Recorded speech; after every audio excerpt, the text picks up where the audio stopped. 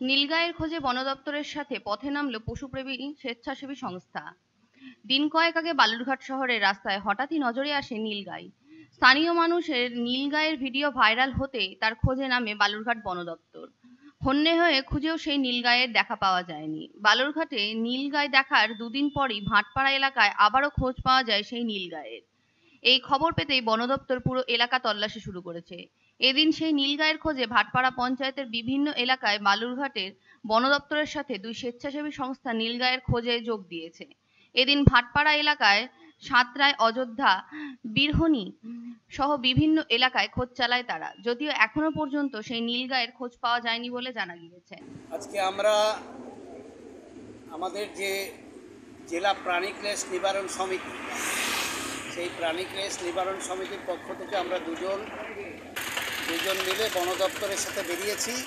আমরা দুজনেই, আমি যেমন আঙ্গিনা বার্ডস অ্যান্ড এনভায়রনমেন্ট প্রোটেকশন সমিতির সেক্রেটারি, আবার সুমনবাবু নিজেও আছেন, সুমন ঘোষ, তিনি দক্ষিণ দিনাজপুর বার্ডার ক্লাবের ফাউন্ডার মেম্বার আছেন।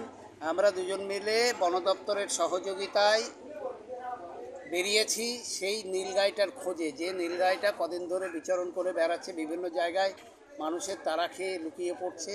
আমরা প্রথমে গিয়েছিলাম সাঁতরায় মাঝিগ্রাম ভাটপাড়া জিপির এলাকাতে, সেইখানে মাঠের মধ্যে নেমে খোঁজ খবর করছি, কারণ লোকালয়ে এটা থাকা অসম্ভব। চারিদিকে পাটক্ষেতগুলো বড় হচ্ছে, আবার তার পাশে যেখানে একটু জলাভূমি আছে তার পাশে গাছ আছে, সেই জায়গাগুলো বিশেষভাবে আমরা খুঁজছি।